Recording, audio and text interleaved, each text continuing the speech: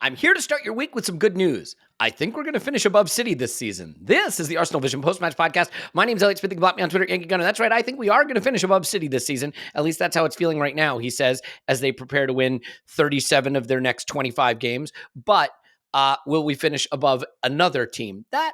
That's another question. We will certainly get to that question. We are going to spend some time, believe it or not, talking about Arsenal scoring 5 goals at the weekend, because that's kind of cool. At halftime of the West Ham game, we had scored 10 goals in 3 halves of football, 13 goals in 5 halves of football. It's not a bad run that we're on. It's just a question of where that leaves us in the grand scheme of things. But sometimes the grand scheme of things isn't all that matters. So we'll discuss and debate all of that, as we often do. And as a reminder, we have some stuff over on the Patreon side if you'd like to get it. I'm looking to put together an episode over there on our potential putative, rumored, mooted director of football incoming from Real Sociedad. Olabe, I believe is his name.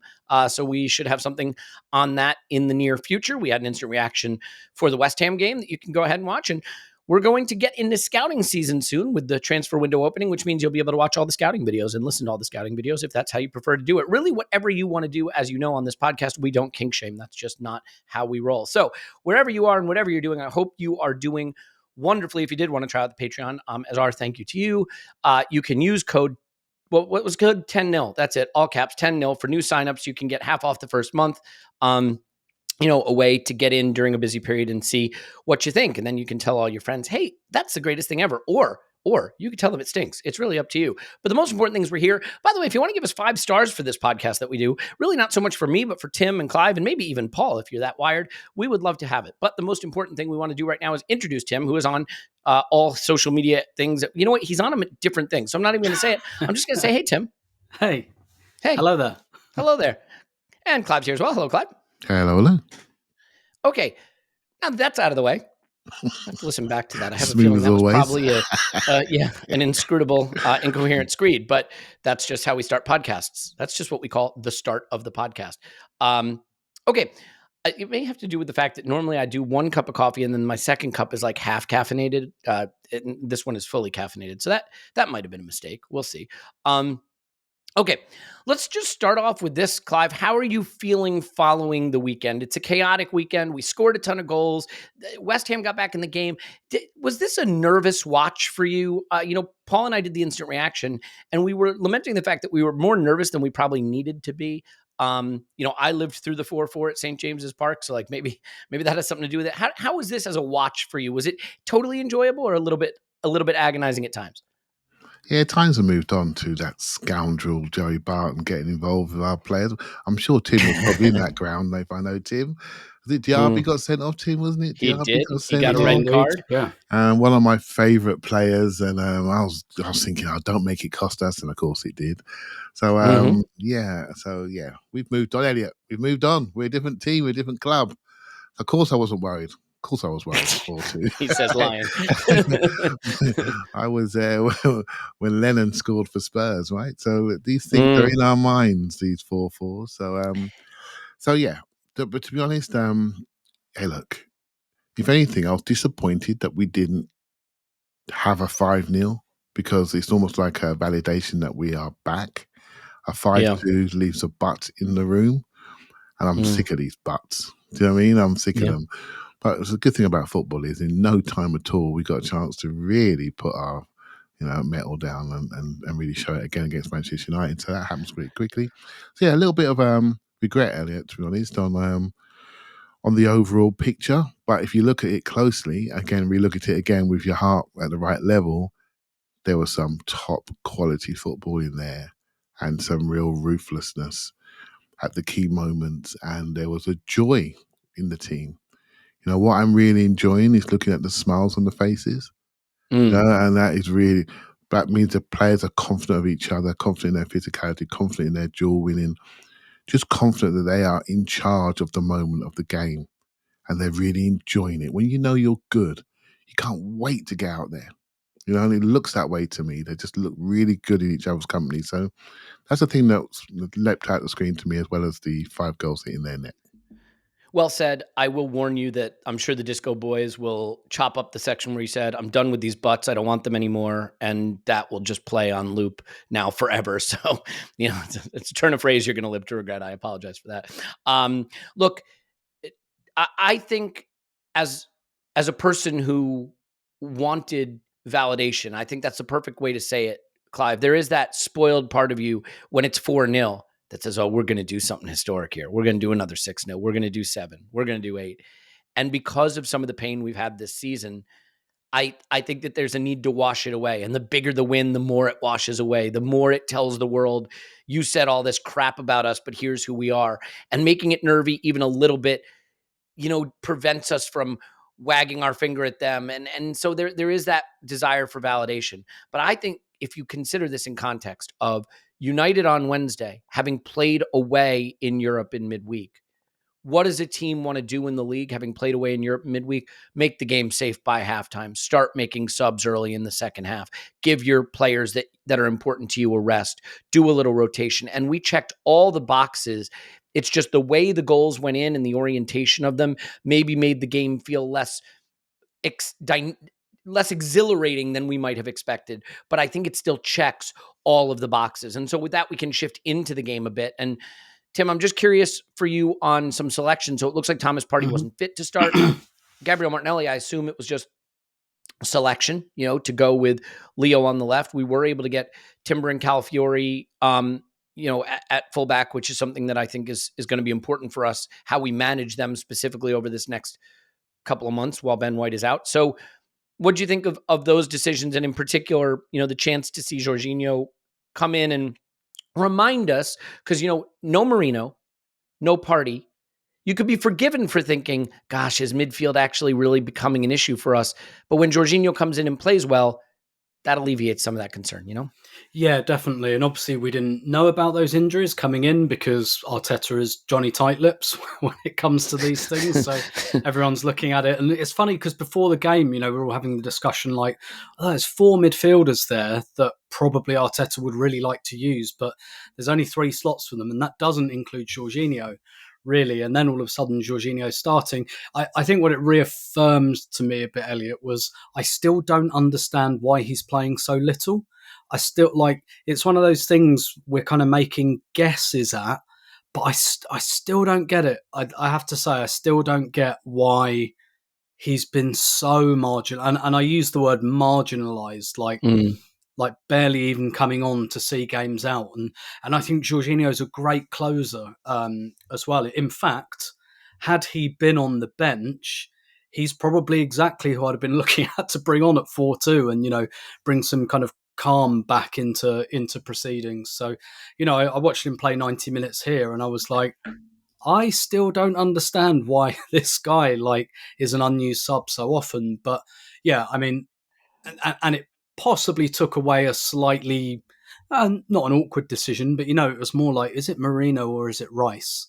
Who's going to kind of drop out of the team, and obviously there's a little bit of extra sauce on that because for Declan Rice because of where it is in particular, and I have to say I really recommend Adrian Clarke's piece on this game. I have to say it's such a shame that Arsenal have stopped doing the breakdown.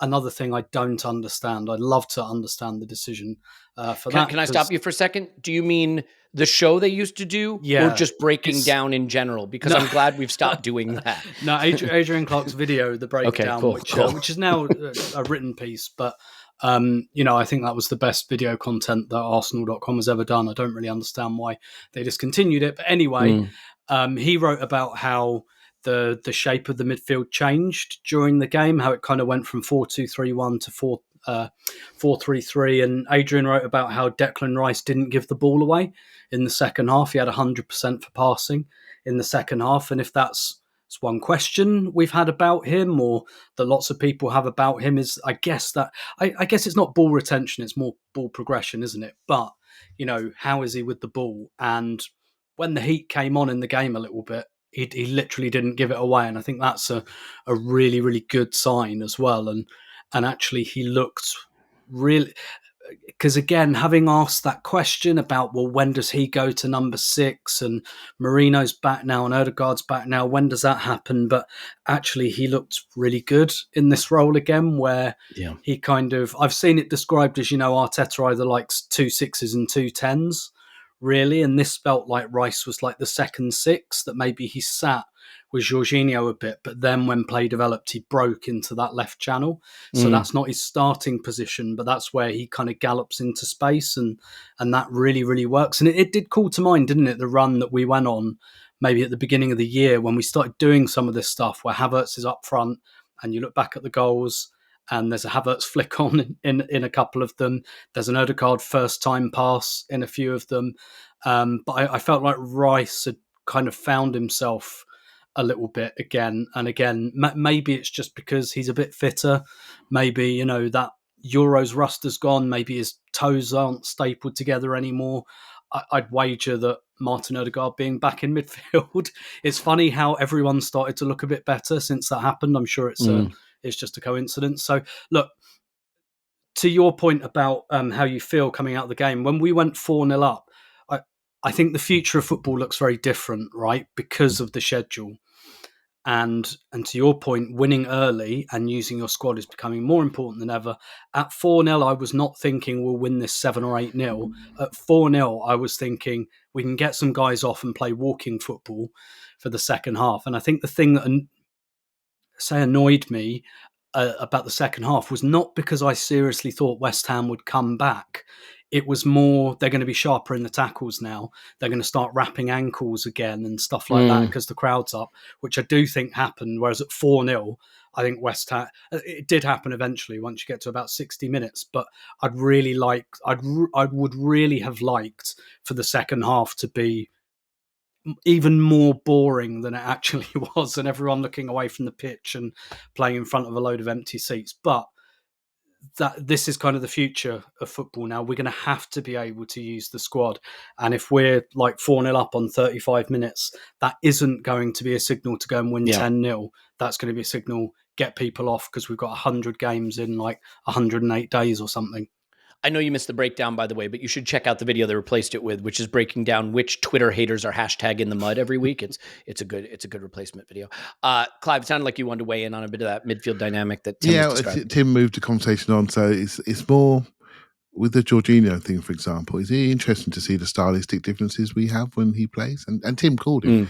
We did have Declan Rice next to him a little bit more in the first half, and it flipped to the second half. But when Thomas Partey plays, we sometimes do different things in our build-up. So one thing you don't see very often is Jorginho between the centre-backs behind them, because he's not really ever going to be a centre-back if you lose possession. But you do see that with Thomas Partey, and then what happens then, our fullbacks get further out the pitch, and we have people at the pitch in different ways. So it's a stylistic thing. So in this game, we went 4-2-3-1, and it was fine, because all the principles are the same. When we're in charge, we disappear. And then when we thought, you know what, let's go single pivot, and we did. The centre-back stayed closer to him. And so I love the fact we can play different ways. I generally enjoy it. I don't quiz it so much. I just say, okay, and this is what we're doing now. This is what we're doing with Partey here. Okay. I don't see that with Jorginho, but that's fine. I see something else with Jorginho, right? So when you were doing the stock rising, stock falling, I had a stock falling in my mind, right? I was walking with my dogs yesterday. I'm thinking, I've got a stock falling for you. Odegaard or Saka? Yeah, it's one of them two. Odegaard's got no vision, and that Saka's got no change of pace. Apart from that, they're pretty good players. But my stock falling would have been passing backwards, and I think that's the only time I got edgy, when we did silly pass backs. I'm talking Trossard at Bournemouth. I'm talking Calafiori in this game. I'm talking Jorginho a couple times in this game. But nothing major. We are talking like 0.5% of I've got the ump with the team. I mean, when you scored 5 goals twice away in a week, this I need a slap for that. But yeah, it's just, I think that's the only thing I would look for, right? So stylistically, we can do different things, right? The team on top of the league getting a lot of praise for doing different things stylistically. We've been doing it for flipping ages. We just haven't got the trophies in the cabinet to show for it. Yeah. Well, let me stay with you for a second, Clive, because I think, for me, watching this team now, and I know we do same side and we keep it on the right-hand side, and that's how we build up. The game was a little bit slow for the first 8-10 minutes, let's be honest. I think maybe a little bit of that European hangover, and it took us a minute to decide what we're going to be. And then, oh yeah, we're a lot better than these. Our press looked sharp. We were snapping into it, and we're keeping it on that right-hand side. And I just found myself watching Odegaard and Saka and the level that they're playing at. And I think there's this tendency to believe that when any player is out or any player is out of form, you should still be just as good. And your floor should still be high. Your floor should still be high. But you can't hit your ceiling without your best players being great. You know, when I watch Liverpool right now, I even said in the instant reaction, it feels like Saka and Salah are having a one-off, a back and forth joust. Anything you can do, I can do better. Saka plays a blinder, then Salah does as well. And it's just back and forth right now with the level they're at. Odegaard and Saka are taking us to our ceiling. That's what's happening right now. And I'm curious what you thought of just their performances, their relationship and understanding on the pitch. Obviously, it results in a gorgeous goal for our second. But what about those two in particular? Yeah, well, as you'd love to look back to the Wenger days, Elliot, and Tim was there for almost every minute of them. It's Henri Perez type stuff, isn't it? Really, on the left hand side. That's what we're seeing. And at that time, I took it for granted too. I thought it'd last forever. I don't, you know what? As I sit here today, as a man firmly ensconced in my middle age, I don't even want to even contemplate a post Saka Arsenal. I'm not. I just don't even want to. I don't want to think about it. Because we bought Henry and Perez, but we've grown this kid, and I think that is incredibly special. And I don't want to contemplate. Honestly, I don't. Odegaard's a representation of the manager and his values and what he and the club and everything about him. He's just a fantastic example on and off the pitch. When he plays, he lifts everybody by what he does and how he plays and how he sees the game. And we can all see the game through him. We're all learning through him, watching what he does, and we're learning about our on and off the ball play. And we can all see the lift in the players. And to see them together, I mean, it's just it's silly, really, isn't it? It's there are certain things they do which I don't think can be stopped. I honestly don't think they can be stopped. It's like Shaq and Kobe; they can't be stopped. It can't be stopped if they're on it together and they're fit and healthy.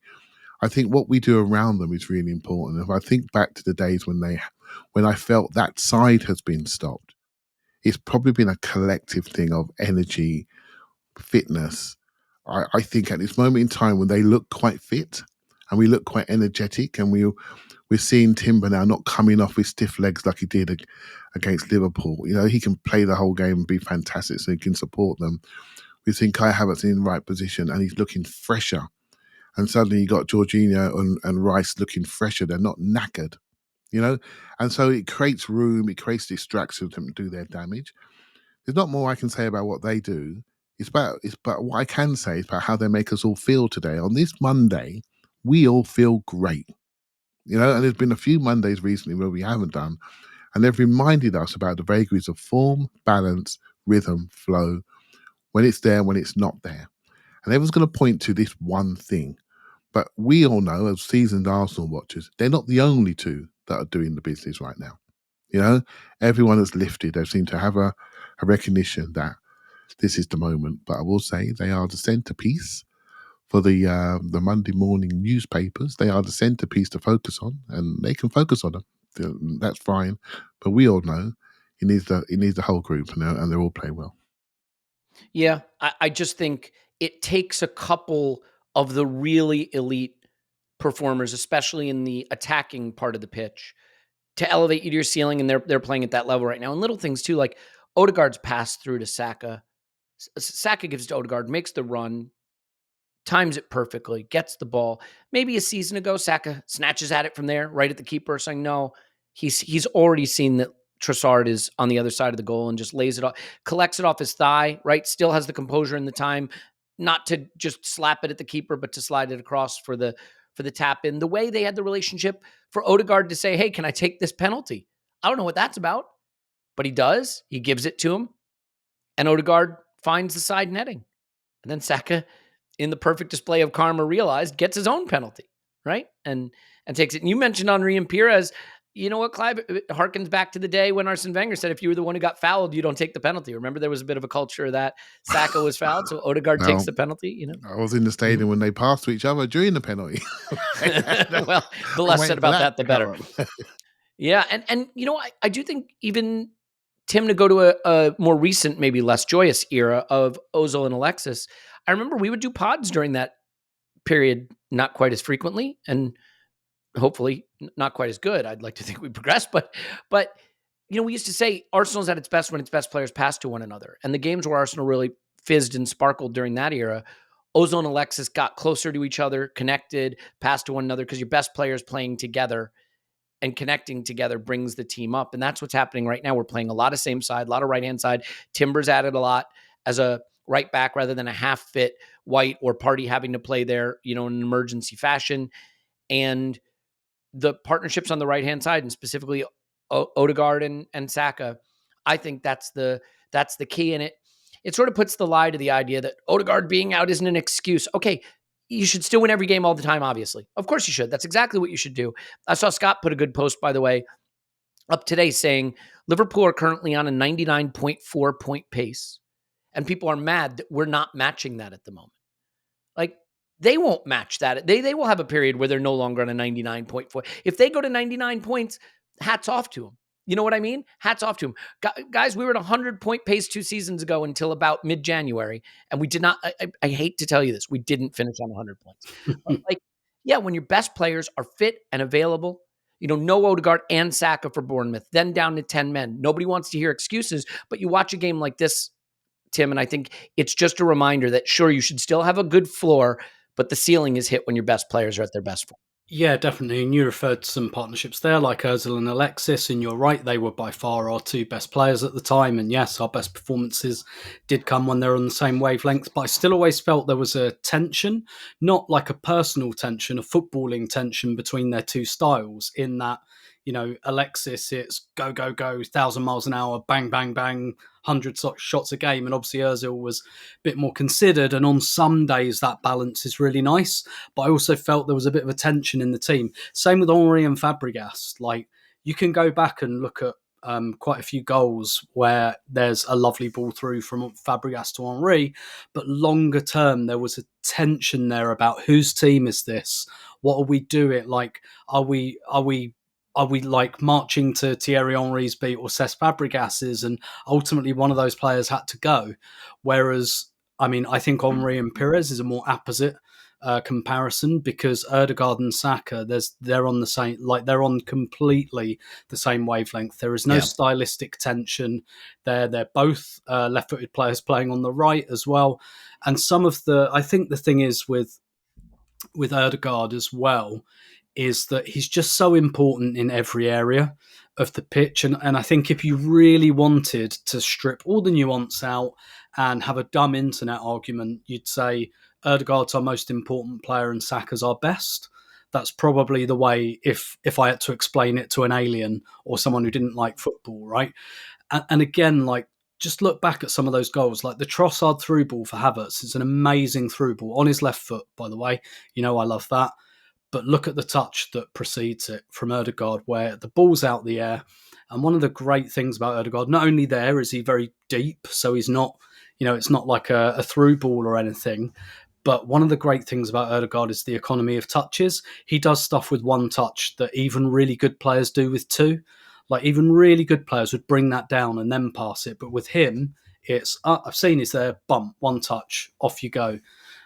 Type thing. So obviously it's a great ball by Trossard, but that touch, just that little touch, it wasn't there a couple of weeks ago. That would have been brought down by someone, and it still might have been passed to Trossard, but it had been a second later and the chance might have gone by then. And I just think the way those 2 players kind of knit together, and I really loved seeing some of the quotes from players about Odegaard kind of when he first came back, and there was loads of, like, I think Saliba just said, I love that guy. And Saka said something like, yeah, you can see I'm smiling a lot more on the pitch now. And like, he knits it all together because he's just so important everywhere in every phase of play. Whereas like Saka, Saka's a great all-rounder as well. And I saw a good post about him today, actually, as well. Someone just said, like, as a thought experiment, if you were coaching Saka, what would you tell him to work on? Like what would you say the weakness is in his game? And yeah, like Clive's pointing to his head there. They were just like maybe in the air, but that's probably not hugely important to his game anyway. Like you'd just say, just keep trying to get better at the things you're already really, really good at. So like those two players just add absolute heartbeat of the team. All of a sudden, Havertz looks great again, doesn't he? Kind of as a bit of a foil for those two. He's almost like, obviously he has a high technical level, but there's a bit, like when he wins the flick on, I think, is it in the build up to the second goal or maybe the penalty? It's a bit like, how can I help you guys get the ball? I can go up and win a header. That's what I can do. That's like my kind of superpower in the team. And you can just see a lot of those connections coming back. So even when we have to change other areas of the team, and we've got like Timber in at right back, Calafiori and Jorginho in, like it's Martinelli and Trossard are swapping in and out. Perfect. That's like in lieu of like the best left winger in the world. It's kind of what I want. Two really good wingers who swap games. Great. As long as those two are together, then basically everything, those two and obviously Gabriel and Saliba, if those two partnerships stay together, you just feel like the rest of the team will orbit around them. Yeah. Yeah. And I want to move the conversation on, but it definitely is a case of really seeing that impact. And by the way, I think when you don't win things, when we haven't won the Premier League, we haven't won the Champions League, there's always going to be people that are going to be critical, and rightly so. It's fair to be critical. I think you can overlook the good times, though. We just scored 5 goals away in the span of 3 days twice. Here's how many times Liverpool, attacking, dynamic Liverpool, have scored 5 goals away this season. 0 times. Here's how many times Liverpool has scored 4 goals away this season in all competitions. 0 times. So, like, we're taking things for granted lately that teams just don't do. 5 goals away in Europe, 5 at West Ham after 6 at West Ham last season. We've been doing 6s and 5s since 2024 started, and we're just like, but we didn't win the Premier League. And by the way, that's a big deal. We didn't win the Premier League, so I'm not hand-waving it. But like, we're taking a lot of historic stuff for granted. And one of the things I think we're taking a bit for granted, Clive, is the devastation of our corner kicks. This is an insane thing we're doing. Timber had one blocked in this game as well, by the way. Gabriel won a penalty off one and scored off another. What he's doing, he cannot be stopped on these things. I think Gabriel was exemplary again, and his influence on corner kicks, not to mention Saka and Rice's delivery, is extraordinary. You want to just give a minute to this because this isn't normal. We used to be a team that didn't do corners well. Now look at us. What we're doing here is incredible. Yeah, I mean, I'm going to say it again for about the 50th time. Please, can someone give Gabriel a new contract? I mean, I keep saying it. Leave hopefully. The worrying to me. Stay on brand, mate. Leave me my space, okay? I think he's a wonderful player, turning into a leader right in front of us. And I think it was the first game when we saw Declan Rice take a corner from the right-hand side. May have been Palace, Tim. Was it Palace 5-0? Post Dubai, I think he took it from the right-hand side. He's nodding. The right-hand side has Tim's side of the ground. And I thought, that's interesting. Why is Rice doing that? And for me, everything almost changed that day for me on set pieces. That's when I really, because Trossard used to take them from that side. It was a bit in and out. And when Rice started taking these bullets across the box, I'm thinking, man, this is good. And then we really stepped up a level from there on in. And of course, now the TV channels are trying everything in their powers to stop us, overanalyze us, look at nudges, look at changing referees' rules. I mean, complaining how long it takes Saka to walk. Someone called this out, by the way, and I don't know if this is true, but apparently Neville was making fun of Saka walking to the corner flag. He's like, it's like he's retiring. And then when Liverpool were doing it against City, apparently he said, it's clever. It gives everyone time to get set. The next PGMOL directive is Brazilian centre halves not being allowed to score from corners anymore. Yeah, it's coming soon. It's coming soon. If Saka's going to get booked when we're 4-0 up for taking a slow walk to the corner flag, that's what he's going to get. But that's the next one that's coming, and we know all this, right? And so, of course, when you read the stuff around these set pieces, the slow walk is to create the tension and to make it like an event. I think that's genius. That's so smart. Because the longer we take, the more worrying, the more panic the defensive team becomes. I've never thought of that before. There's some real brains in our Arsenal coaching group.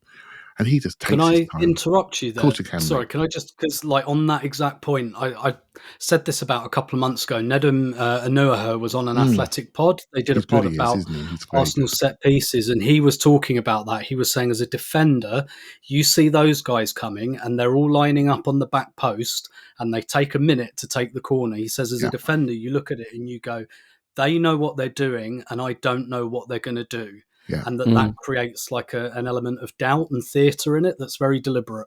It's very deliberate. It seeps into your mindset. And this is all about learning about the game. If you're taking a dead ball and you just take a breath, take your time, put your hand up, and then the movement starts by the moment your hand comes down, this is thought goes into it. Much like penalty taking right now. People are, what they're all doing the same thing, walking up, slowing down, breathing. We've had enough heartache in this country for missing penalties. Why can't we learn? Why can't we develop? Stop mocking it and trying to pick it apart. Look at it and say, wow, that's really interesting. As a team focused on the margins, we may not have all of the best players on 400 grand a week like Mo Salah, for example, but we're cutting those margins down by fantastic coaching and really freeing up some of our strengths. I did hear something that came out on the club videos, that when they practice this with the kids in training, that Gabriel murders the kids as well in training and throws them into the net. Well, he hurt Marino. Isn't it Marino's shoulder injury was from a clash with Gabriel? Just could be just a tackle. No, I heard that he picked him up and body slammed him and then like stood on him until he heard the shoulder cracking. Yeah, we don't have it. But you know, there is a discussion around. We lost 3 players. We don't know if it was a training session or just it was aches and pains for the weekend, but 3 players went for a training session. So let's hold that thought, shall we, till after the Man United game. But yeah, what we're doing there is really well thought through. And I did have a stat earlier in the year about how many first goals that come from set pieces. I think that's really important to us, to my heart rate, to how we relax, to how we control the game state from there on in, and how can we create gaps and how we keep the pressure on. Those first set piece goals are fantastic. They open the game out, and that's really important. We had it here this season. We had it last season as well. The second goal was beautiful, but yeah, there's a moment now where we saw it. There's a video that came out, Spurs away. Do you remember? It came out from the Spurs end when the corner was given, and a couple of them turned away, right? And they didn't want to look at it. It's like, so we love our team, but we don't always see our team as others see them, right? And that tells you how good we are at this. I think also part of the point of football is to create stress and anxiety on the opposition because it wears them down, right? And there's a lot of ways you can create stress and anxiety, and there are moments where they can rest. I remember when we used to play Stoke, you didn't want to give away a throw-in in your defensive third because those Rory Delap throw-ins were dangerous, and we conceded from a fair few of those, and they were a moment. You know, a throw-in is usually a moment where you'd take a breath, relax real quick, get your breath, get organized, but a Rory Delap throw-in was more anxiety. What we've done with corners is we've created another moment of intense anxiety for the opposition and just the way that pressure mounts. I want to ask you, though, Tim, quickly just about, first of all, the fourth goal, the Kai Havertz one. It's a good ball recovery, I think, from Jorginho. I got to give Trossard props, though. I thought he was great in this game. And the difference between him and Martinelli is what he lacks in athleticism and intensity. He certainly has in sophistication, I think, and maybe a little bit of execution. So the running, you know, for the second goal, he's just in the right place at the right time, as Martinelli was against Sporting. But for the fourth goal, he just knows where Kai is, and he puts the ball in the only place Kai can get to it. And I'm going to give Kai a little praise too. This is a guy we asked to play 8 when Odegaard's out and step into midfield and control the ball and tackle and track back. But by the way, here he is as a stick on 9, sprinting away past a center forward and finishing it. Thoughts on sort of that goal, and in particular, maybe Leo playing here, Martinelli getting no minutes. Is he wrapped in cotton wool for United? What's going on there? What do you think of Leo and the difference in the way those two play that role? Yeah, because we saw that the other week, didn't we? Where Martin, it was against not Southampton, first game back after the international break, Forest, yeah. where like Martinelli doesn't come on, and I'm sure there's something in that they're very different types of player. And I'm sure if you got Arteta, to be honest, in a quiet moment, he obviously in a press conference is not going to say anything, but he'd open up on what's behind those selections and which are the qualities he thinks really suits perhaps certain opponents. And, West Ham, who did West Ham have playing right back? Because they had... was it Wan-Bissaka? Wan-Bissaka, yeah. Yeah, so like Martinelli against Wan-Bissaka, maybe you look at that and think, well, actually, Wan-Bissaka can probably live with Martinelli. He's a very good kind of one-on-one defender, so somewhat ironically for us. It's usually going forward where Wan-Bissaka kind of isn't considered elite, but he scores in this game. But yeah, maybe they just thought, you know what, Martinelli's style against Wan-Bissaka, it's probably a bit less likely to get any change out of him because Wan-Bissaka is such a good recovery defender, one-on-one defender. Actually, what we want Trossard in front of him.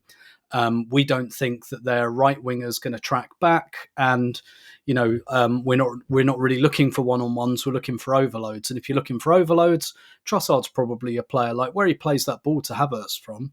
That's not the left wing. It's vaguely close to it, but it's not the left wing.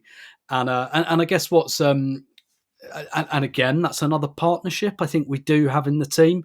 The Trossard-Havertz partnership, it's not as good as the Odegaard-Saka one, which is not to do it down. I'm not sure there are many combinations in the Premier League. Maybe Trent Salah that really even come close. But Trossard and Havertz, when the other guys are there, that's a good partnership that we can unlock. And I guess with Trossard, we were asking him, weren't we, to be a bit deeper, a bit more ball dominant. Without Odegaard, more touches. Whereas what you see with this through ball for this goal, it reminds me of his finishing. Like, Trossard is not a player who wants loads of touches. He doesn't want to dribble. Like, he wants to do everything 1 and 2 touch. We see it in his finishing. That through ball to me is kind of like one of his goals, almost like striding onto it and just doing it first time and being able to do it off both feet, which I think is really, really important. And so, yeah, I guess there's an unfortunate irony in that we really asked him to be probably unfairly like a big creative player for us without Odegaard, and he started to struggle to do it. And now, because Odegaard like pops the ball off to him first time, all of a sudden we realise he's got that through ball. And to be fair, like West Ham's defence versus, say, Bournemouth, Newcastle, I think in a game like Bournemouth, Newcastle, that through ball maybe isn't on because West Ham are just so open. And I have to say, Kilman, that was a quitter. That was a quitter's play where he dives for it. I think he knows he's not getting it, but he just doesn't fancy jogging with Havertz, and it's a bit like, I'll not pretend, but I'll stick it. It was a Mustafi. Yeah. I was just going to say that is the quintessential Mustafi. Make it look like you did what you could. Yeah, exactly. And then like, oh no, he's run away from me. What a shame. So like, yeah, it's like potentially another partnership, but it's like I said earlier, in lieu of a Saka on the left, I'm perfectly happy with having 2 really good options on the left and playing them like this. Yeah, I think that's perfectly fine. I do wonder, like, if Kudus hadn't been banned, would Martinelli have played this game for his defensive work off the left? Whereas without Kudus's threat, you can go with Leo. Do you want to add on that? To be fair, maybe with West Ham's first goal, we see, I appreciate it's 4-0 when it happens, and I think people have switched off, but maybe I'm not sure Martinelli does switch off. We're going to pull on the thread of that goal for sure, because I have a discussion point around that. But do you want to do anything on Leo off the left versus Martinelli, Clive? Or so what I would say, just my guess, Martinelli against back threes. So Sporting is a back three, right? So keeping fresh for Sporting away, back three. What are Manchester United? Back three. What you try to do when you play the same system, same manager, basically. What you're trying to do against the back three, you want your wingers to be against the outside centre backs. So you have them high there, but there must be threatening wingers. Because what that does then, that turns that back three into a 5. Because then you're saying to people, hey, do you really want to leave me with Martinelli and Saka on the outside of your centre-backs? And do you really want to do that? Or are you going to bring people back? So you're going to bring people back into a back line. That means we can now build up. and we can build up. What do we do at Sporting? Our build-up play in deep areas was really, really good, wasn't it? We built up, and when they had the ball, we went 4v3. So they want to build up in the threes. When you have a back three, you want the comfort of circulation in the back line. What Arsenal do? Front four narrow. 4v3. Are you really going to play between the lines? Are you? And if they didn't, they go around. If they go around, we can delay, win it back, or force them to go long. Man United are going to do the very similar things. And it's interesting what they do in their outside centre-backs. I think, without doing Man United preview right now, look, we'd be very interested in what they do. But that's my reasoning why Martinelli started against Sporting. And I'm hoping he starts against Manchester United on Wednesday night. Yeah. I think we can turn a little bit of attention to the goals we conceded and then some substitute performances, because I'm very curious about that. We are going to get to a bit of a United preview and a bit of summary about what's happening in the league overall. So there's a lot still to get to, but I don't want to deprive you, dear listener, of the chance to learn about important brands that may impact your life for the better. That wouldn't be fair of me, wouldn't reflect the care and consideration I feel for you. And so I'm going to do that now.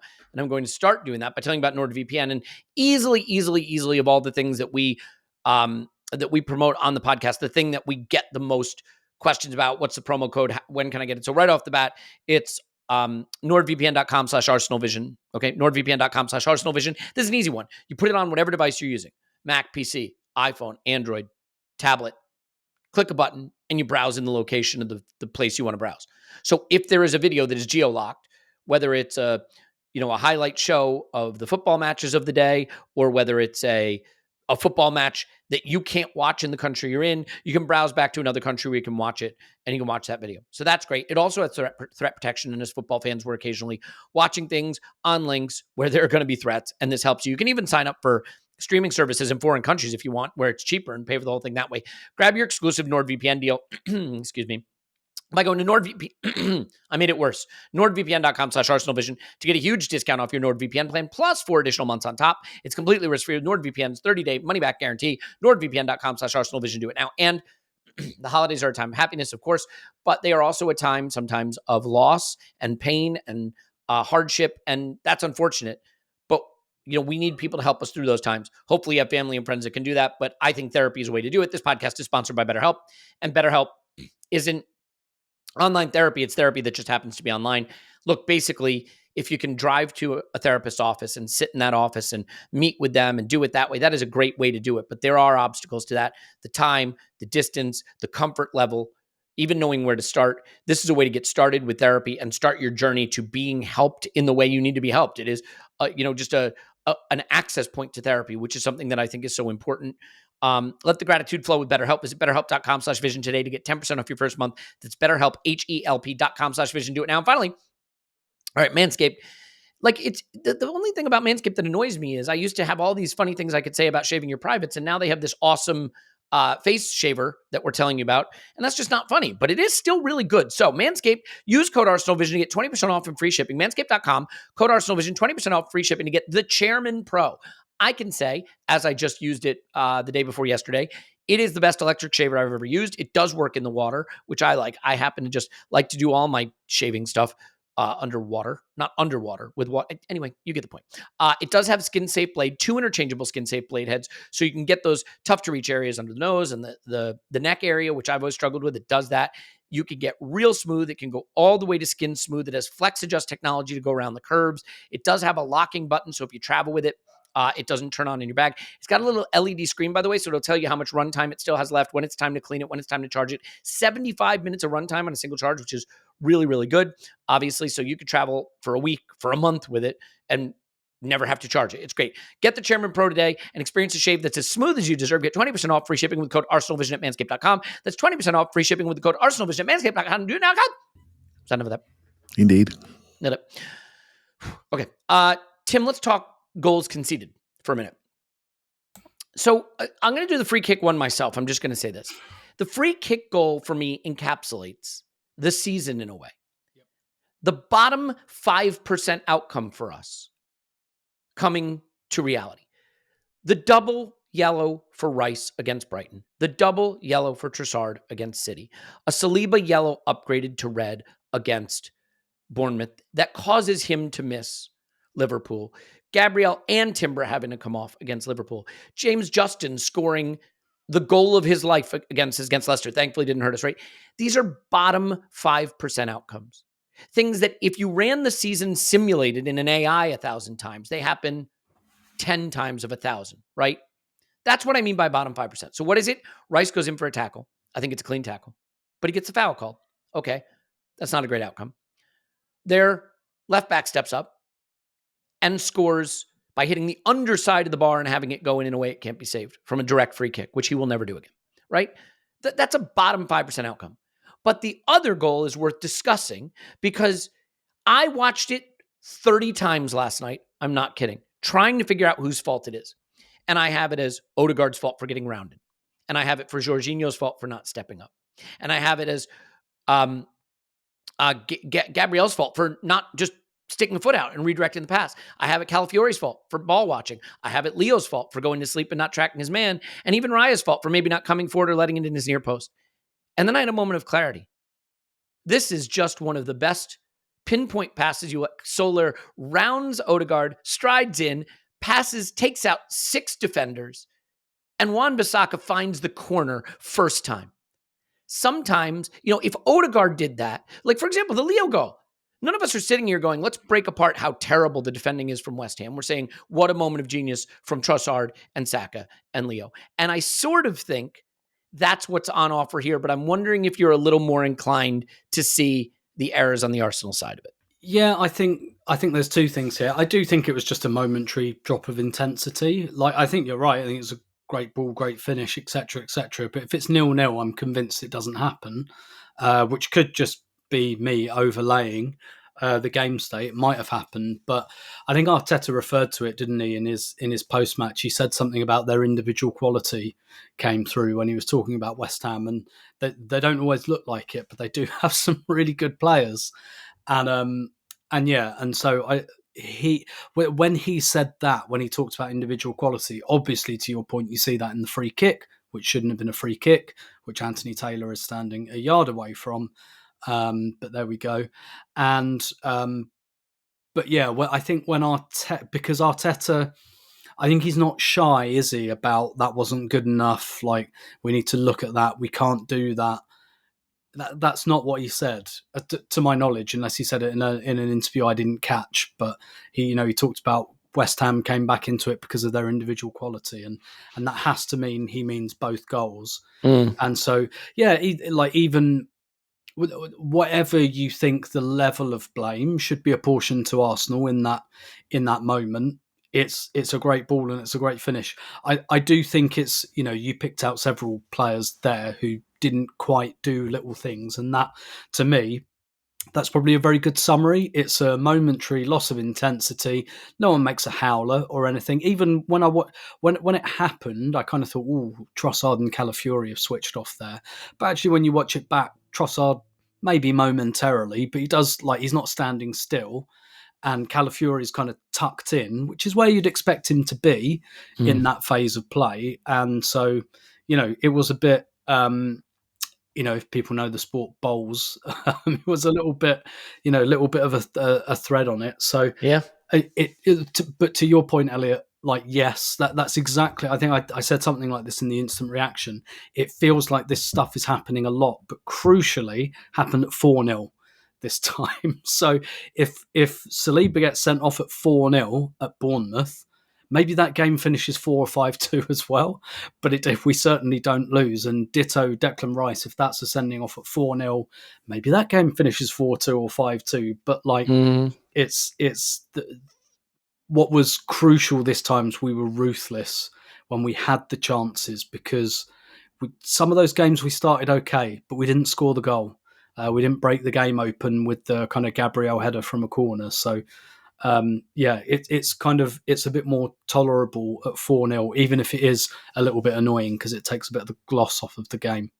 I'll let you weigh in on it as well, Clive, on the goal that they scored. And I would simply say that I think if we had held out from conceding that goal for maybe 5 more minutes, any fight or life was going to go out of West Ham. What makes this goal weird, there are no West Ham players attacking the box. There are no West Ham players near the box. One of the reasons I think our players went to sleep is that there's no danger.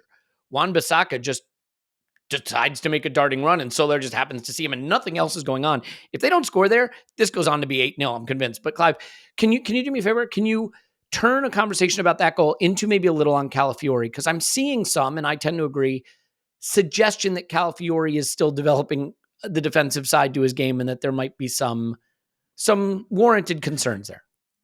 Yeah, on the goal, there are golden rules as a fullback you have. Is that they can play the ball outside of you and over you, but they should never play the ball between you and the centre-back. Right? So that's one of the golden rules. I've had the same discussion with my son saying, mate, you got to pull out. You got the winger's there. Can't you see him? And he said, Dad, that can't happen, mate. He can't go between us. I need to cover around.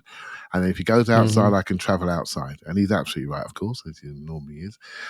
So that's my one issue there. But it was a good ball. And just sometimes you just got to take it. Don't go overexcited. On Calafiori, because I knew this was coming. I could hear your IR when you were like lining him up. I thought, let me get ready for Elliot. Right? So, I'm not saying sell him. I'm just saying play him in the reserves for a couple of seasons. That's all I'm saying. Lining him up. And I thought, okay, what's changed? So I went to video. What's changed? One of the first things that really stood out to me was his proactiveness. Incredibly proactive, incredibly forward thinking. One touch, give it, go. Following your headers, go. Very space dominant. Whatever happens, everyone else is adjusting to him, around him, because he's smashing everything, going into everything, and very proactive. I'm thinking, well, he's not looking as proactive. He's still really, really good. He's still playing with personality. There's not a problem there. But I thought, okay, what's going to make somebody stand still a little bit more? And it's just injury. We saw it with Ben White, didn't we? He wasn't bombing up and down the right wing. We all saw it. And we've seen Calafiori just obviously being nursed during these periods. And he's just been a little bit more economical. So if you put that side to one side and say, okay, the attacking side, you're still really good. You're still there. You're still supportive. You're still holding that left-hand side. You're not showing that, say to the people, go in there because I'm weak. If you go in here, I could just fall down and I could go fishing, I could go nibbling, you can get around me. I'm not seeing that. But in some instances, he's just not quite as proactive. And the best way, as David Raya has shown us, is not to make saves, but to stop yourself making saves. Right? So if you're getting the first challenge in much earlier, these situations lower in our box are not developing. So I've noticed that side of things. And also sometimes I think he's quite narrow. And I think that's by design. I said it the same for Kiwior last year at Man City. I said the same thing. Defend narrow as a 4 and make people work around you. Right? So sometimes he is a bit narrow. He's not proactive to get outside like Timber. But Timber's got light feet, right? Got size 8 feet. He's got light feet. He's a centre-half in DNA, but he's got a fullback's body, right? And he can go side to side with you, no problem. So Calafiori has been a bit neater, a bit more delay tactics to allow his winger to get back in. The him and Martinelli combination, I think it's really, really good. Defensively and attacking wise. And Trossard also in this game is really, really good. So I don't worry. And the reason I don't worry so much, Elliot, is that when he walked off the pitch, he went straight to his groin. I thought, there you go. That's what's doing it. And I think we'll see him be a bit more proactive and forward thinking and transitional as soon as he gets rid of that pain, wherever it is, and then we get to see the better side of him. And we won't think about the stuff near the box because he won't be near it. He'll be another half. Yeah. I guess another thing to consider with him is like he's spent a lot of his career playing the lefty in a back 3, right? So that kind of corner of the penalty area. I'm sure that's part of the attraction of buying him was like that positioning, but he hasn't always just played as an out-and-out left-back, which might explain his positioning in terms of maybe he was asked to be there, to your point, or maybe that's kind of just where he's used to being. He's been more of a wide centre-back. You know what? To add to that, because I did have a look. I looked this morning on his highlights of last season, just to remind myself, because you forget real quick, didn't you? We YouTubed before he signed Elliot, and then you forget real quick. And he was playing as a centre-back, but mate, he was never there. All his highlights are in the box, in the opposition's box. I know it's a highlight thing, right? And he was very free-spirited. And what are we not seeing at the moment is that free spirit. Even when it's centre-back, he plays left centre-back for Italy, Tim, and he plays in a full-back in a 4 for Arsenal. But let's be honest, it's the same square of grass nearly, isn't it? As playing the left or back 3 and so he's just got more support around him. So I think he'll be fine. He's the youngest player in our team right now. We keep forgetting that. He's the youngest player in our team in his first season, and he's probably picked out about 14 injuries so far of different types as his body adjusted as this repeat sprintability of the Premier League. So I'm cool with it. More importantly, I'm glad we're getting him off. I think the combination of him and Zinchenko, or when he came on, he's really quite good. Do you agree? I think it's really looked quite good so far. Yeah, I think Zinchenko's come back into the group in a way. I think, a lot of people are ready to move on from him, maybe a bit understandably for reasons that we don't need to dig into again. We know the mistakes that have been made and some of the concerns. My untutored take is I just don't think Calafiori is the finished product defensively yet. I think he's got work to do to become a better defender. I also think he's 22, to your point, Clive. Like, I forget he's 22 because he's big and strong and handsome and confident on the ball and playing at a high level at Arsenal. 22 is young for a defender, especially one that's played sort of outside center back in a 3, moving to an inverted left back. I mean, to be fair, he's probably standing in a lot of similar places on the ball, but he's defending in different places off the ball and in a much more complex system, I would suggest. So I think there's work to do there defensively. I mean, let's remember they had the ball in the net early in this game. It was offside, a mile offside, but it comes from a bad giveaway. Calafiori just gives it right back to West Ham, and it would have been 1-1. Passing backwards. Yeah. I don't like what we talked backwards.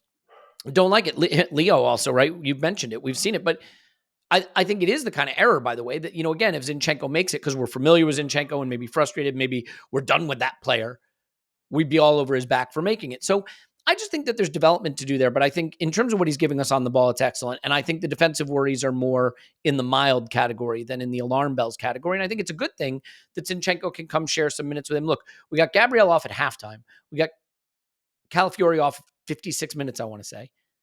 That's job done. If you've got 5 goals at halftime and you can sub players that need to be managed, that's job done.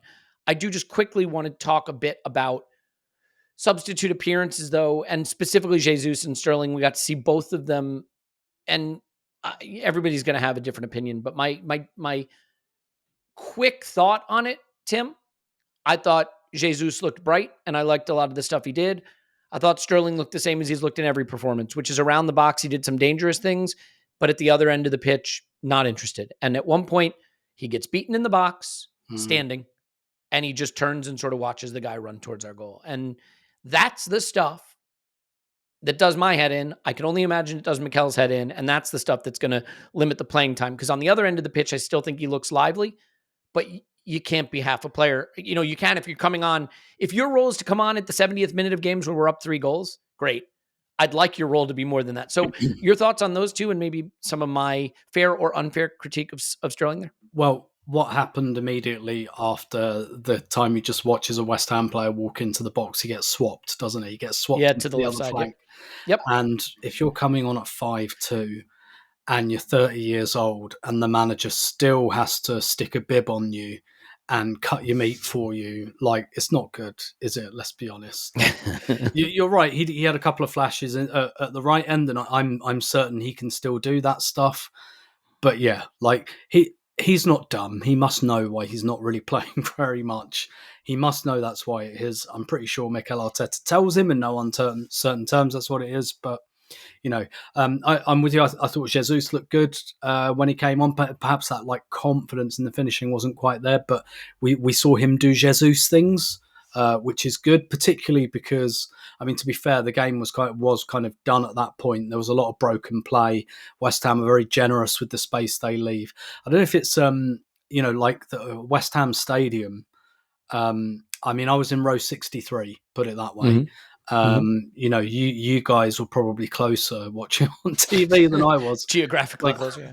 And I don't know if it's just because it's got the massive athletics track on the outside and like the trampoline in the away end and everything. That's not a lie. There is genuinely a trampoline in the away end. Sounds fun. Yeah. Unfortunately, it's folded away. Like the pitch looks massive.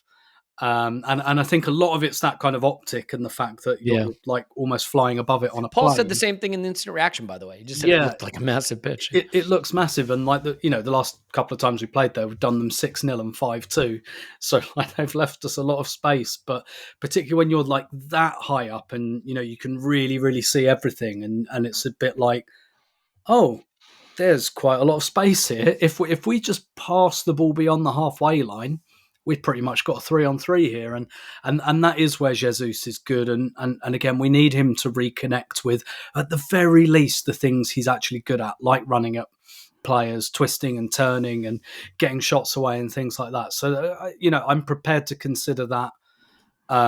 Like the Forest game, the fact that he doesn't play amazingly, but doesn't matter, doesn't have to, plays 90 minutes, we win, no problem. Like, this is a decent sub appearance, like, hopefully some green shoots. Whereas with Sterling, if he doesn't get it by now, I don't see much hope that he will. And to your point, it kind of looks like he really has taken over from Reece Nelson, which is, you will come on when the game is absolutely safe, or we're like 2-0 down with 5 minutes to go, and we're considering taking David Raya off and sticking a striker on because we're so desperate. And look, that's better than nothing. I guess it's better than not being able to take Saka off at all. But it's not much, and I think we want a lot more from this player, and I'm not really convinced we're going to get it.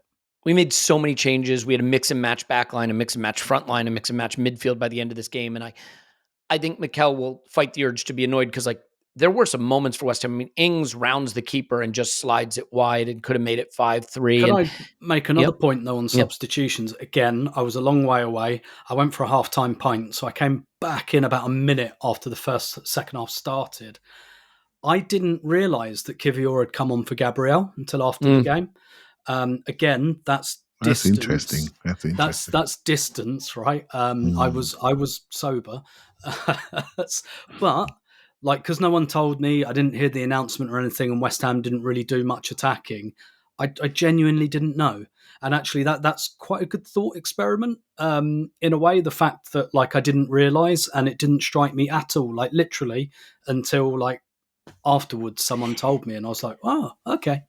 The game followed that weird pattern of we controlled it in the second half and killed it off really professionally until about the last 10 minutes, where on a wet pitch with tons of changes in a game that's been 5-2 for ages, the game got a little silly. We had a bunch of dangerous moves into their box where we played with our food a lot. Sterling and Jesus exchanging it, and dribble and extra dribble and extra dribble, and the chance went begging. And then they had the one to Ings where he rounds the keeper and slides it wide, and like just lost a little bit of its structure there towards the end, I think, after so many changes.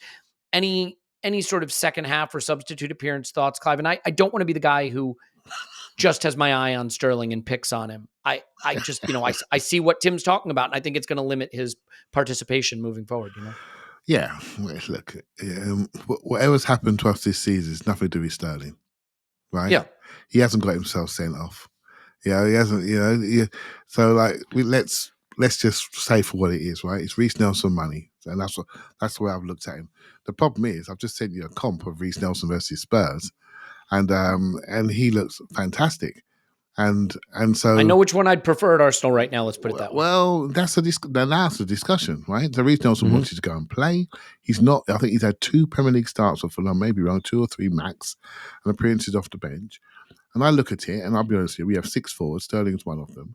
And I like our guy. I like our academy guy. I just do, right? And that's it. I want us to improve in these wide areas, as we all do. We want more competition. We want in that front 6 that we have rotating around. We want to see more quality, so we never see a dip off if we lose one of our top 3 or 4 with injury.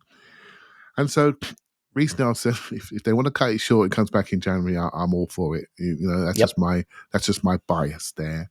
I'm a huge Sterling fan, have been in the past. I don't think he's done much wrong with Arsenal, but I don't think there's a big gap between him and Reece Nelson right now, and I expected there to be a bigger gap, if I was honest with you, and the floor to be raised, and I don't think it has been. The one good thing I did see is a couple of pleasing things on substitutions. Gabriel Jesus, I was on Jesus watch, because if I'm harsh on a player, I like to see if I can find a reason to say why I'm wrong. And number one thing I look for with him is happiness. and he was happy on Saturday. He looked part of the group again. So with him, emotionally, if he's right, he'll do something soon. He had a near post shot. I wanted to run on the pitch. Don't miss it near post. Go far post. Make the keeper save it. Don't matter. Yeah. Don't kick it to the ball, boys, because nothing's going to happen then. If you kick it across the face of the goal, then things can happen, right? So disappointed in players miss near post, but you know me on that. I've done that before with you guys, heading near post, etc. Yep. So that was one thing I really enjoyed. So I'm looking out for him in the week. Really am. See what he does. And the other thing what I thought was really interesting, and Tim, if you tell me if I'm right, Elliot, I think somebody asked me, actually, it might have been Elliot, but normally it's the person I talk to the most, to say who's the best replacement for Saka if he gets injured. And I thought about it, I think I may have said, I can't remember what I said now, Jesus or something like that. But when I walked away, I thought to myself, you know what, the best person is Ranieri. Yeah. And because he protects the ball, he's a lefty coming from the right. If Odegaard's playing, how are we going to give this kid more minutes, more exposure? And I was really pleased and interested to see him come on the right wing. He won't play it like Saka, but he's playing.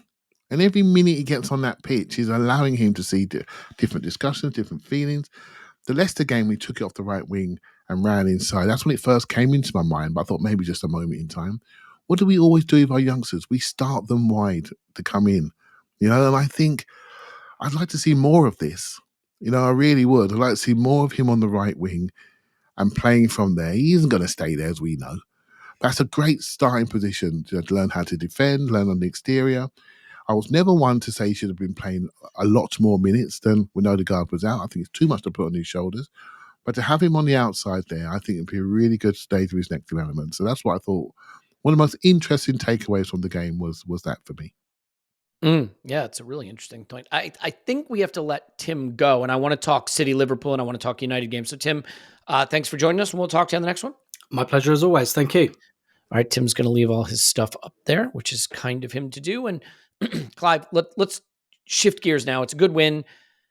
No breaks. We're going to talk United in a minute, but as much as I enjoyed our win, and I think it was it checked all the boxes, I said top of the pod. Mm-hmm. I didn't enjoy the Sunday ones as much. I mean, obviously Spurs are going to be Spursy, and that's just how that works. I think, they got handed a red card late to try to chase the game, still couldn't do anything. But United with a big 4-0 win, Chelsea with a convincing win, and it's funny, we are exactly dead level with them. I think same points. Yeah. Same goals for, same goals against, the whole thing. Sort of interesting to me that they can spend £2 billion, have literally every player on the planet, and they're just like, oh, look at plucky Chelsea. And meanwhile, it's like, why aren't Arsenal going to 99 points? Anyway, it does my head in. Let it go. But the big game was City Liverpool. I said on the last pod that City were going to get rolled over in this game. I was very convinced of that because, and again, there's an expression in American sports. I'm going to get it wrong, but it's like, it's not X's and O's, it's Johnny's and Joe's or something like that. And the idea behind it is you could talk about tactics and managers all you want. It's the players that win you games, and City just don't have the players. And the team they put out was never going to trouble Liverpool. They didn't trouble Liverpool, and it was all Liverpool. I think if we're having a bottom 5% outcome, Liverpool are having the top 5% right now with some of the things that they've faced this season, but you got to give them credit. You can only beat who's in front of you, and they're beating who's in front of you. So thoughts on Liverpool beating the dead, lifeless husk of what used to be Manchester City. Yes. So I thought, I'll say it now. I'm going to say a few controversial things, shall we say. I felt we were the best team last season. And the only people not to realise it was the rest of the league who didn't bother to play Man City. They were resting players against Man City. Spurs should have beaten Man City. Chris Wood, I see you, mate. You should have done the job of Forest against Man City. And as for Aston Villa, they're a disgrace. Resting players against Man City. The rest of the league... Spurs tried to lose to City. Let's not forget that. The rest of the league, we got to do our job, right? So people are laughing at me right now, but I don't give a monkeys. The rest of the league didn't take him on. So the person that really we should be praising this season so far is Adama Traore, because he was the first one to say, I don't care who you are, I'm running at you when Fulham played Man City. They lost the game, but they opened them up to the rest of the analysts to say, we need to have a go at City. And people have had goes at them since then. And it frustrates the death out of me because I felt we were better than them last year and we just didn't quite do our job. And the rest of the league didn't fight them hard enough. And we end the season with things like, I want to say this, right? I was talking to a friend of mine today. I won't mention him out loud, but he knows who he is. And we're talking about, where's our double player of the year, Phil Foden? Where's he gone? Double player of the year, voted by our press, etc. And I'm looking at it. They tried to platform him for England in the summer. Well, where was he? Right? The other player in his team, in his own team, has got the Ballon d'Or. I mean, crikey, why are we doing this to certain players? Why are we lifting them up when there's such a system-based group? So I'm disappointed that we didn't do what we should have done last year. I'm disappointed the rest of the league didn't see the weaknesses in City that we could all see coming. They were aging out, and that was a major problem for them.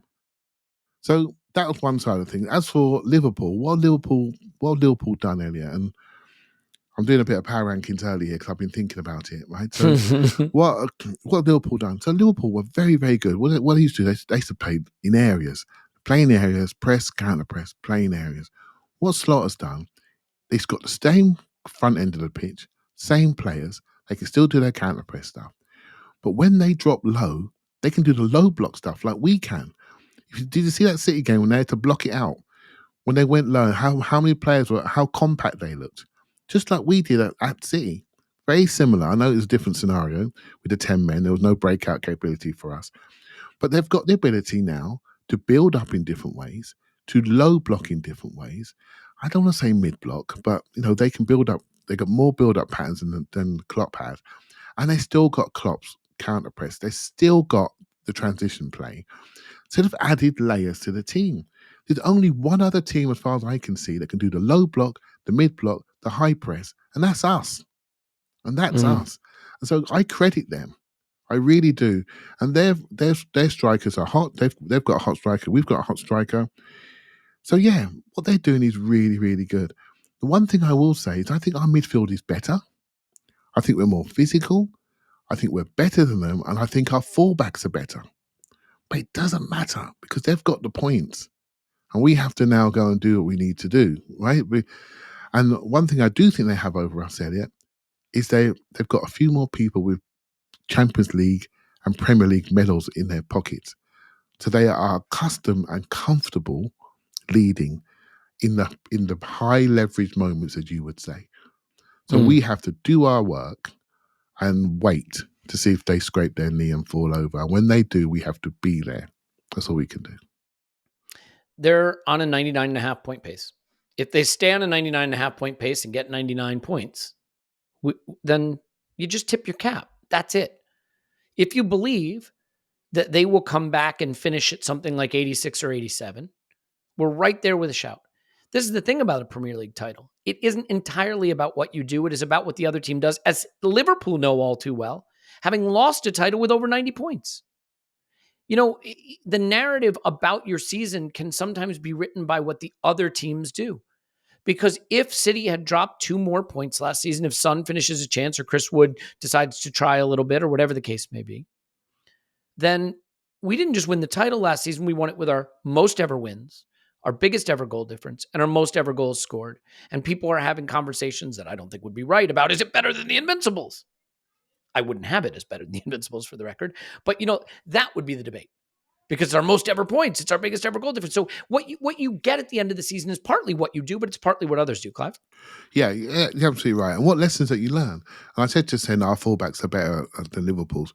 Well, I happen to think that Trent Alexander-Arnold is a generational player. However, when he was getting turned into custard by Doku, what did they do? Took him off. Yeah, they took him off. They took him off. And I'm not sure Klopp would have done. And that's the difference between Slot and Klopp. He said, you're getting twisted here. Your blood's getting twisted. I need to get you out. And he took him out. No qualms about his reputation, what's happening. He said, I need to stabilise this team. And we're getting done. And he stabilised it. And I thought, yeah, mate, you know what, mate? You're a good manager. You're a good manager. You can see it. You can feel it. You're prepared to do it. You don't care about who you're hurting. I need the result. And so, yeah, that's where they've made a step forward. The manager, by not knowing them, is making them better, if that makes sense, Elliot. Look, I don't want to have to go to Anfield and win. That's not an easy thing to do, and we basically never do it. But we play them in May at Anfield. So if we can be within 6 points, if we can recover 6 points and a bit of goal difference between now and then, we at least know we have a shot to go to Anfield with the title in our hands.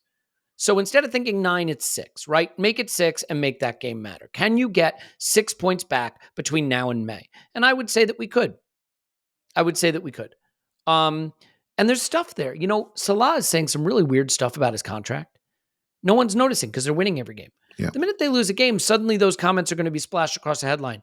Liverpool lose and Salah questions future at the club. It'll turn the heat up. What's Trent Alexander-Arnold's future? It'll turn the heat up. Yeah, Clive? Yeah, well, I just agree with you massively. I think the one word, I think we may have said it to describe them, is serenity. They're so serene. Everything's so nice. Yeah. It's so nice. When they lose Trent, they bring in Conor Bradley. He does really well for them. And then the moment he gets an injury, Trent just slips back in.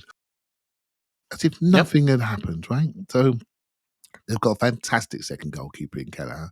He's having a real good run. He's making the job look so easy.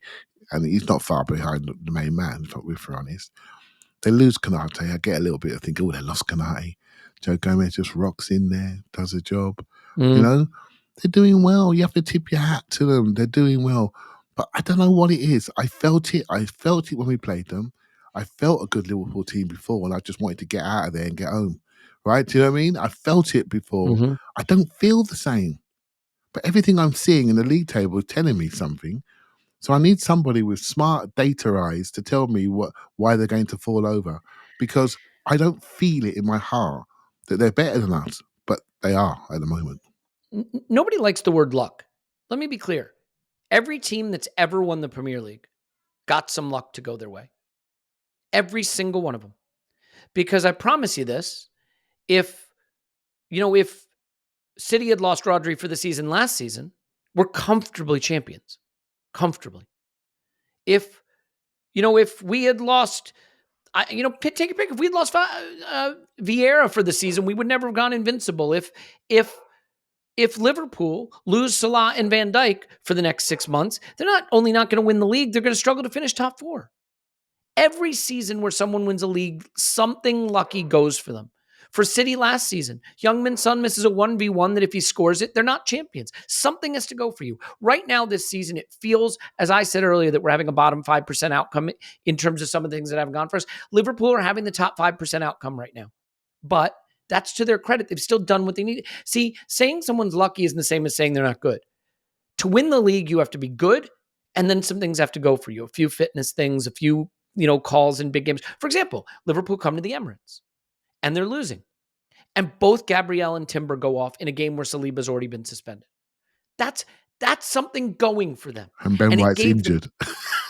Yeah. He has operation thereafter. Yeah. And it gave them just that little opening. So they play us without Odegaard. They play us without Saliba. They play us without Calafiori being fit. So Partey's playing right back. And we still have the lead. And then what happens? The last two competent defenders, we have Gabriel and Timber go off, and they turn that in and win. That's not saying they didn't do enough in that game or they were bad in that game. They were fine in that game. They deserved it. But the things went for them. So the question is, will there be a period where they get the bottom 5% for a couple of months? Let's see what happens if that happens. And if it doesn't happen and they hit 95 points, you tip your cap. And that's just it. United won 4-0 in a game where they didn't actually create much or do much. It's really kind of weird. I don't know if they played well, but you win 4-0. You get the credit. They'll come into the game full of confidence, but they lose Lissandro to a ban. They lose Mainu to a ban. They lose maybe Bruno Fernandes to an injury. I'm not sure. So some question marks there. Clive, I have a complaint about us against United. Over the last decade, we have faced the worst United teams that have ever existed. And I don't feel we've leveraged it enough. Even against Ten Hag. That game against them last season was way too close for comfort at home and way too close for comfort away. And I've just been waiting for us to pound a bad United team. Maybe we pound a decent United team this time. I don't know. But they're the one club. City don't count because City are just very, very good and have been. But United are the club I feel we play the badge, not the team. We've made them look better than they are, and that frustrates me. What's your feeling on how they come into this game, how we go into this game, and can we not play the badge? Because I think we are quite a bit better than them still, even if Amorim has them looking a little better. Yeah, they're running around for their manager. They got their new system. I must admit, how everyone in the country has become a back three system expert, right? And everyone's analysing them. It makes a refreshing change from people not analysing us, right? It's funny how Jamie Carragher never seems to analyse Liverpool with such intensity, does he? It's funny that, isn't it? But here you go. But yeah, so it's going to be interesting. Man United have a lot of talent. A lot of talent that lost its way. They've seen a few managers off now. They can put Luke Shaw into the wide centre-back areas and play De Ligt in there, and Maswari and Dallo. But I tell you, they're going to have to play a couple of good lefty centre-backs and full-backs to keep our right side out. They're really going to have to. I think this is a day, we don't know if he's going to play, but I really do think it's a day for speed on the right-hand side so they can't over-focus on the left-hand side. On their right, with Martinelli coming in and be far more direct. And hey, look, we have the players to really take them apart. And maybe it's time for all those big 5s and 6s that we've had in 2024. I think maybe only Chelsea from a home perspective. I want to see something big at home. I think it's maybe time. That may sound a bit arrogant, but I'd like to see. I think a lot of our future is going to be at home. We have a lot of big away games. A lot of those teams come to us, and I think what we do at the Emirates is really going to have an impact to how the fan base feel and how we look across the world globally, etc., and what our perspective is and what our perceptions are. A lot of that's going to be at home, and they're going to see us in a different light with our fan base in the screen, So I'm interested in this game on Wednesday. Obviously, I'll be going along, and I'm a little bit edgy because it's Manchester United. And yes, I do think about the badge. I do. I don't think our players do. I think they feel like they're going to win. But Manchester United also are a proud club. And they save a lot of their best for us. They really do and have done. They don't rock up to us like they do to Brentford. They bring their best for us. And I'm sure they will on Wednesday night. We just make sure we bring ours. As long as we have those players, Saka, Odegaard, Rice, Saliba, Gabriel, I'd put Timber and Calafiori in there too. I think the back line's important, but I don't see how they live with us. And look, we just saw what we can do to a back five system, an Amorim style back five system in Europe. I'm not saying Sporting are as good as United, but I also don't know if United have anyone as threatening as Sporting do up front. Xerxes did get a brace. Rashford did get a brace. So, those players, to Clive's point, coming back into it, but will it be Højlund? I don't know who he'll pick. Ahmad looks very good for them right now. They weren't so good in the first phase at Everton game, by the way. It was not good. But they broke away and got the goals. They got the first time they scored 4 goals for I don't know how long. So, but it wasn't so easy early on. So let's see what happens. And if we catch them early, we could really damage them, right? So, and it won't hurt them, medium long term, because the manager's finding out about his players. We don't know who he's going to pick, Elliot, as you said. I don't really care. We know the system now, don't we? We know the system. And, I'm not sure that's always a good thing. And honestly, I'll say that to you. I don't think it's a good thing. It's not a good thing when everyone knows what you're going to do. I don't care who you're going to do it with. That might change some of the profiles and the balance, but I don't like it. So let's see what they end up doing. Once our laptop boys get hold of them, and not just us, other teams, let's see what happens. Maybe the data's missing something, but their last 3 games in the Premier League, 0.8 expected goals against Leicester, they scored 3. 0.8 goals against Ipswich, they scored 1. 1.2 expected goals against Everton, they scored 4. So they've run hot. And, like I said, maybe the data's missing something. I don't think single game XG is always going to tell you the whole story, but from the people that watched that game, they told me United weren't exactly setting the world on fire, but they created the chances, and Everton are a mess. And I do think that it is going to be an interesting game under the lights. I just think we're a much better team, and I hope that we show it. Yeah. You know what I don't want? I don't want the regret of something that's not about the football being the issue. I don't want to say, Saka pulled up in training and he wasn't available. I hate to even put this stuff in the world, but my point is, Saka, Odegaard, Rice, Calafiori, Timber, Gabriel, Saliba. Give me that group, and the rest will sort itself out, because I think the talent we have will be very difficult for them to live with. And I do think back five systems in general, I'm not sure. I think that they can keep out our right-hand side if we overload it. So we'll see what happens. We'll have an instant reaction for you, of course, and I hope you'll join us for that. The main pod will be on Thursday, as usual. Might get a power rankings or something snuck in tomorrow, so we'll figure that out. We're going to discuss that schedule together and see. I mean, there's a lot going on. We did do a rewatch of the sporting game that's over on the Patreon stuff if you want it right now. By the way, if you sign up on Apple subscriptions, we give you instructions on how to get any of the video content, so you still get access to that. Okay, we'll leave it there. Tim's already gone. Clive, thanks very much. Thank you very much. My name is Elliot Smith. You can block me everywhere in Gunner. We love you, and wouldn't it be nice? We'll talk to you after Arsenal 10 United. No.